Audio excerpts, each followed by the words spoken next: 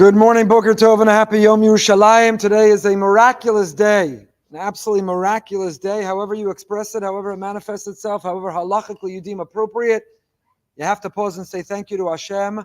Yerushalayim is expanding every hour, every day.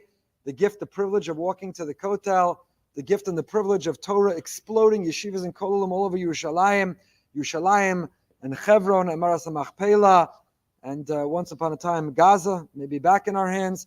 The gift of Yom Yerushalayim. Today we are forever incredibly grateful for. 10 Minutes of Meaning is series is sponsored by Shmuel and Esther Shayowitz in honor of the parents and children. Today's 10 Minutes is sponsored by Susan and Charles Rothstein in loving memory of her beloved mother, Anna Khan, on her second yahrzeit, a very special woman of tremendous, tremendous faith. We are learning Iggeres Ramban, the Ramban's letter to his son that he promised if you read it once a week, let alone once a day, it will transform your life, and we already see why. Because the Ramban tells his son, Shma b'ni musar avicha, he quotes the pasuk, listen, don't just listen, understand the musar of your father and the Torah of your mother.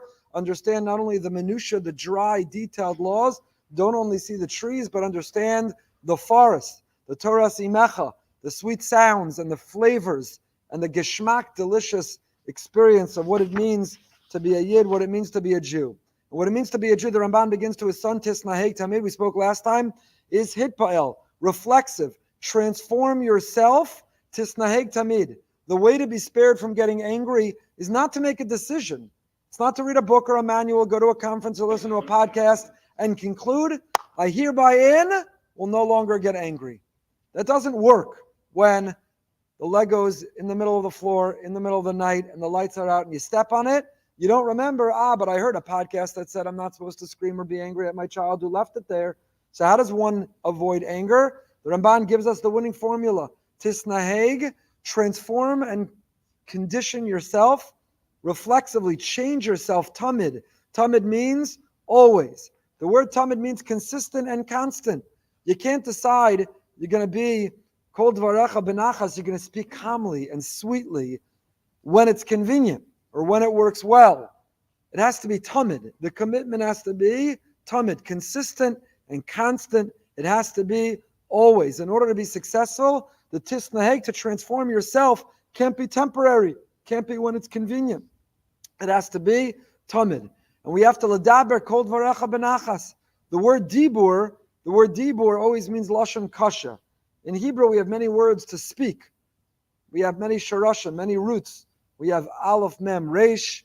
We have like magid, haggadah, to tell over, lesaper, ledaber, and these aren't simple synonyms, but each one connotes, each one reflects a different type of speech communication. So what is dibur? Dibur, our rabbis tell us, is lashon kasha. Dibur is a harsh, a strong language. And yet, despite that, ledaber, even when it's dibur, kol dvarecha benachas. Even when you have something that you have to say, feedback, constructive criticism, to give a child, you want to be vulnerable and open your heart and say how you really feel in a constructive way to a spouse. You want to give feedback to an employee. It's a dibur, lashon kasha. You have something that you need to say that's not gentle and sweet and loving and wonderful and delicious and yummy, but that's strong. Still, even that has to be benachas. Even dvarim kashim. When a person is tisnaheg tamid, when you accustom yourself, you don't know how to speak in any other way. In any other way. It's a member of my beautiful, illustrious family, a wonderful person, who we get in conversations, maybe debates, healthy, constructive, positive discussions, debates about Jewish topics. She always speaks in the sweetest, softest voice. And I always joke with her, she wins every argument, because I tend to get excited, and the decibel level goes up, and I get louder. And then you just come across as being obnoxious and strong and bullying. And it's no longer about the content of what you're saying, but the one who, no matter, even if it's vociferous, lashon kasha, dibur, what she's saying, she says it so sweetly, so gently, so nicely. She wins every time before we even start, because anybody sitting there looking seems, okay? So when a person doesn't know how to speak any other way, I'm saying that with admiration for her. I want to be more like her. I'm working on it. But when a person doesn't know how to speak any other way, other than benachas, even when it's dibur, even when it's lashon kasha, it'll always be benachas. Kol dvarecha, everything you have to say. Kol dvarecha, everything. Not just when you have the good news. Kol dvarecha. Everything you have to say. The good, the bad, the ugly, your emotions, the positive, the negative, the compliment, the criticism. Kol dvarecha. Dibur lashon kasha. But tisnaheg, you've transformed yourself. We transform ourselves to always be kol dvarecha benachas. Benachas. Chazal already tell us that divrei chacham, the pasuk says, it's a pasuk, Shlomo HaMelech, divrei chachamim benachas lishma'im. Nobody reacts well to being yelled at. People aren't generally, you get yelled at and you say, well, I guess I really need to change myself. That person really loves me and is coming with my best interest in mind. They're screaming and losing it and embarrassing and shaming me. I guess I really should change. When does a person change? When they say, that person told me the way it is, said what I didn't want to hear, but they said it with love, with affection. They said it benachas. Divrei chachamim, benachas nishmaim. Benachas, benachas, benachas. With pleasantness, with sweetness, with affection, with love, with a goal of the other party, the other person's best interest. Now, to whom do you have to speak? Kol dvarecha benachas. Even the Comcast guy? Yeah, even the Comcast guy. That's hard. You ever have to deal with even the FP&L? Even the FP&L? Yeah. Kol dvarecha. Kol dvarecha l'chol adam u'v'chol eis. L'chol adam. It doesn't say l'chol Yehudi. It doesn't say l'chol Yid. Every Yid, every Jew. Save your anger and your ire for, the service person who came late, kept you waiting, took off time from work, overcharged you, didn't fix it. We've all had those. Sit on hold, asked to speak to the manager. Even that person? Yeah, even that person.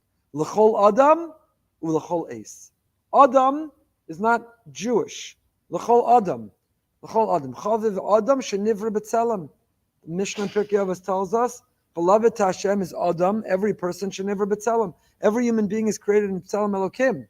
And then it says, Kadosh Baruch Hu, Chaviv Adam, and then Yisrael, because we're called Banim. So you see, Adam is not Yisrael. So L'chol Adam, and the Ramban tells his son, speak to everyone. Comcast, FP&L, the JetBlue person representative online, the credit card person, whoever, whatever phone call, whatever you need to wait on hold and then on hold again, and you're at the doctor's office, and you go from the big waiting room to the little waiting room, and as one famous Jewish comedian likes to say, it's called the waiting room for a reason. So just come with a sefer, come with a book, and be prepared. L'chol Adam, Jewish, non-Jewish, every circumstance. L'chol Adam u'v'chol eis, and at all times, v'chol eis. At all times, not only good times, not only when things will go well. L'chol adam u'b'chol eis. And what's the purpose of this? The Ramban says, Tisnahei tamid l'daber kol dvarecha benachas, chol adam u'b'chol eis. And you know what the result will be? Uvazeh tinatzal min hakas. And you will find you don't get angry. If you're like this member of my, speak gently, sweetly, always, to everyone, everywhere, at all times. Then even if inside something's disappointing, frustrating, what often expresses itself as anger, which is a pure emotion with no intellect, which is absolutely destructive and self-sabotaging, you'll be spared. So this is the ultimate formula of anger management. And the anger management is not decide to never get angry. In fact, anger management is not about anger at all. If anger management is all about anger, you're still going to get angry. But if anger management is about you, speaking gently and sweetly and softly, always, to everyone, at all times and everywhere, then the result will be, even though that wasn't your primary focus, but the consequence, the result, the outgrowth will be, v'zeti natzal min hakas. Now, why do you want to be spared from kas? Shehimida ra lahachti b'nei adam. Because as we said last time, lahachti means it causes you to miss. Anger is destructive. It destroys relationships. It destroys business arrangements. It destroys clients. It destroys profits and revenue. It destroys community. It destroys. Anger is negative. It only is destructive. There's nothing redeeming or positive about it, and it's blinding. We'll end with the famous insight of the Stipler. The Medrash tells us when it came to the Makkah of Tzfardeya, when it came to the plague of the frogs, so if you hit one frog, it multiplied. It's like gremlins. You hit one, it became two. Two, they became four. Four, they became 8. That's as far as my math goes. So when you kept hitting it, it kept multiplying. And the Stipler wonders, how did that become a plague? So the first time you didn't know. So you hit it became 2. Second time you thought it was an anomaly, you hit 2 and they became 4. Maybe now you were curious. This was an incredible phenomenon. You hit the 4, they became 8. At some point you realize, I'm hurting myself. This is foolish. I should stop. So they literally brought a plague upon themselves. So how did the plague of Tzfardea happen? How did it become frogs here, frogs there, frogs were jumping everywhere? How did they bring that on themselves? And the Stipler says, in Birchas Peretz, he writes, you see the danger of anger. You know what happens when you get angry? It clouds your judgment. You no longer see clearly. If you would watch the person who's screaming at their children, if you'd see the person who's unloading on their spouse, and you say, you know, you're making them frightened of you forever. They don't want to be around you. You're putting them through therapy. You're creating trauma. You're making distance it'll be hard to ever recover from. Is this worth it? Is this right? Is it productive? The person, anybody in their right mind, if they come back to their right mind, would say, no, this is ridiculous. This is unhealthy. This is self-sabotaging. This is destructive. What's the problem? We're usually not in our right mind. Anger causes you to lose your mind. Even chemically, biologically, brain scans. I never understand how they do that. They put somebody in the MRI machine and then they make them angry. I don't know exactly how they do that. But the brain scan, the part of the brain that lights up and that flows, when a person gets angry, you're literally not a human being anymore. You're an animal, and it's self-destructive. So anger, we want to avoid at all costs. And how do you avoid anger? Not by thinking about anger. How do you avoid anger? By thinking about always being calm. Tisnaheg tamid, kol dvarecha, dibor lashon kasha, l'chol adam, uv'chol eis, and the result will be v'zeh tinatzal min hakas. And why do we want to be spared from anger? We'll get into next time, because that will lead to anava. Should be a good day for Klal Yisrael, Besoros Tovos.